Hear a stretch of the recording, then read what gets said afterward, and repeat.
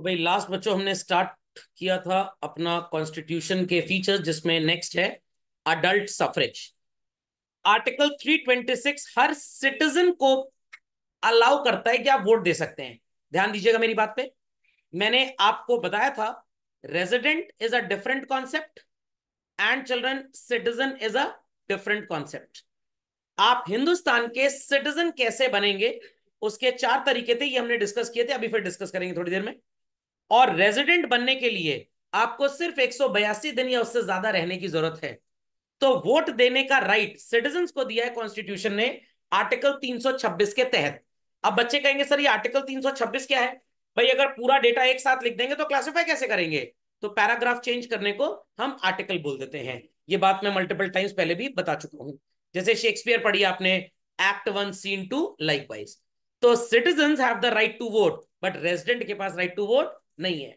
तो आपको एमसीक्यू पूछा जा सकता है, in accordance with article 326 which of the following has the right to vote in general election. ध्यान से देखिएगा बच्चों, right to vote in general election. Sir special election क्या होता है? जब प्रेसिडेंट का इलेक्शन इंडिया में होता है तो सिटीजन वोट नहीं करता, वो एमपीज वोट करते हैं, member of parliament, Lok Sabha Rajya Sabha, और स्टेट के जो विधान परिषद और विधानसभा के एमएलए होते हैं और एमएलसी होते हैं वो।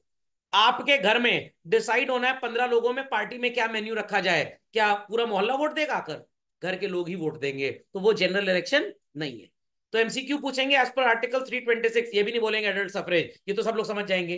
As per article 326 which of the following has the right to vote? Option A only residents, option B only citizens, option C either resident और सिटीजन, ऑप्शन डी बोथ। जवाब क्या होगा? Only citizens. समझ में आ गया? समझ में आ गया? Any query on this? और पहले बच्चों ये उम्र 21 साल थी, 61st अमेंडमेंट में इस उम्र को क्या कर दिया गया?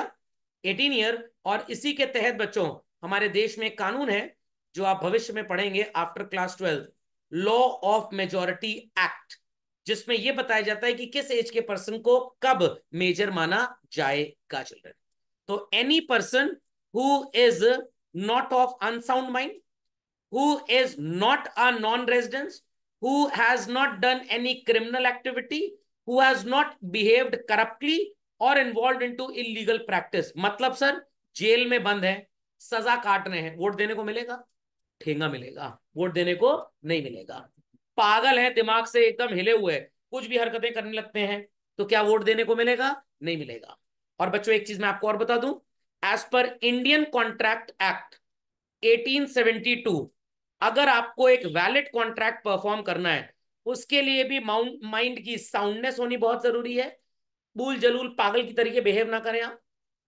आपको रेजिडेंस हो ना हो कोई फर्क नहीं पड़ता, क्रिमिनल नहीं होना चाहिए और ये इलीगल नहीं होना चाहिए।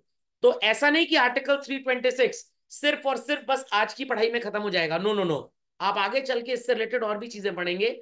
और जब कल को आप लॉ ऑफ मेजोरिटी एक्ट पढ़ेंगे अपने एलएलबी में, तो टीचर बोलेगा भाई age of majority is 18 year, but जहां पे पापा मम्मी विदेश चले गए, कहीं और चले गए, प्रॉपर्टी किसी केयरटेकर को टिका के, वहां पे बच्चे की एज ऑफ मेजोरिटी 21 ही मानी जाएगी।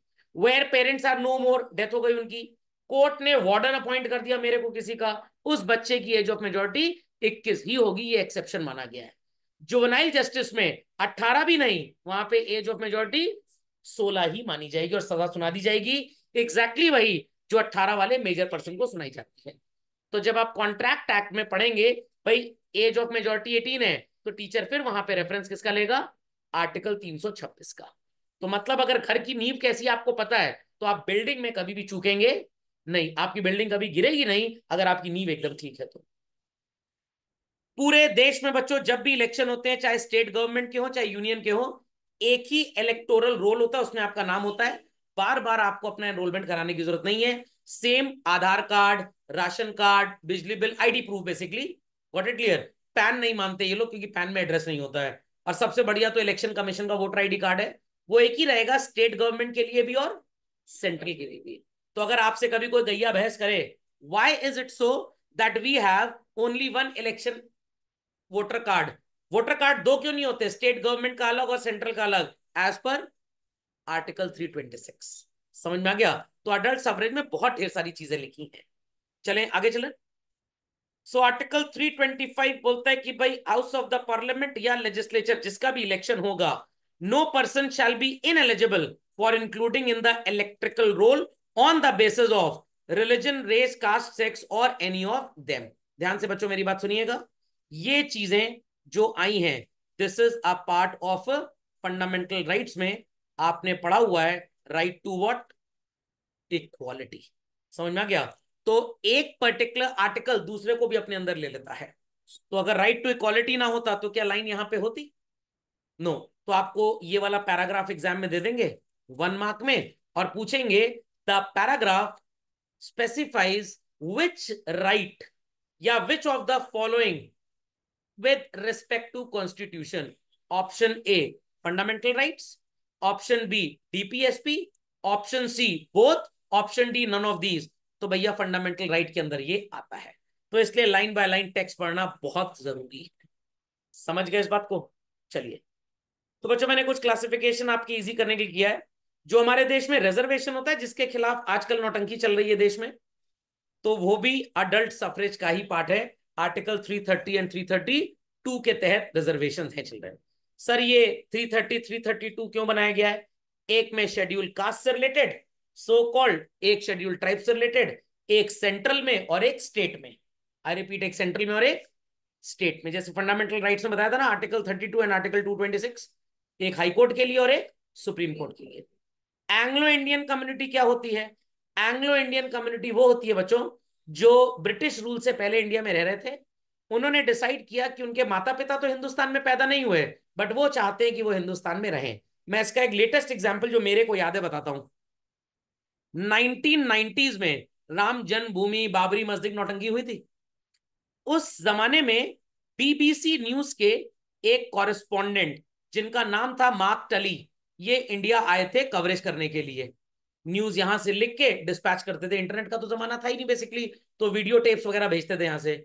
उनको हिंदुस्तान इतना पसंद आ गया कि वो इंडिया में ही रह गए। तो he cannot be classified as an Hindu और as an Muslim, he will be called as Anglo Indian. खोपड़े में बात गई। तो हर वो इंसान जो इंडिया में, जिसके माता पिता कभी कोई पैदा ही नहीं हुए बट वो रहना चाहता है इंडिया में, और उसको अभी तक 7 साल या 12 साल नहीं हुए एज पर सिंगल सिटीजनशिप, तो उस कम्युनिटी को भी हम क्या बोलते हैं? Anglo Indian. नहीं नहीं, कोई भी हो सकता है ये, प्रोवाइडेड हम उसको रहने की परमिशन दे। तो एंग्लो इंडियन मतलब जो ओरिजिनली इंडियन प्रैक्टिकली ना हो। जब 12 साल हो जाएंगे तब उनको रेजिडेंट बोलेंगे, अभी वो एंग्लो इंडियन है। Is that clear? और एंग्लो इंडियन कम्युनिटी से ही बच्चों हमारे इंडिया के 99% क्रिश्चियन इंस्टीट्यूशंस चलते हैं, क्योंकि उस समय क्रिश्चियंस का ही बोलबाला था जब ब्रिटिश गवर्नमेंट थी। तो जब ब्रिटेन से लोग यहाँ आए तो तिवारी और मल्होत्रा तो थे नहीं, अग्रवाल और गुप्ता केसरवानी थे नहीं, चावला और टंडन तो थे नहीं। वो क्या थे? वो सब Tom, Johnny Jackson, Johnny Janardan, यही सब थे। कॉन्स्टिट्यूशन ऑफ बेसिक स्ट्रक्चर, याद है बेसिक स्ट्रक्चर की बात बच्चों? Foundation of the constitution change करने के लिए 3/4 मेजोरिटी चाहिए, बाकी कानून के लिए आधा भी चलेगा। Indira Nehru Gandhi versus Raj Narayan election case था, जहां पे ये बताऊंगा मैं आपको, इलेक्शन केस आगे आने वाले टाइम में, परेशान मत होइए। जहां पे इंदिरा गांधी जी ने इनके ऊपर केस कर दिया था। एआईआर का मतलब होता है ऑल इंडिया रिकॉर्ड्स।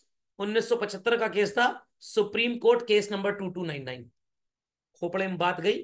तो इन्होंने केस किया था कि भाई इलेक्शन किस तरह से होने चाहिए। समझ में आ गई बच्चों बात? Any doubts, many doubts on this?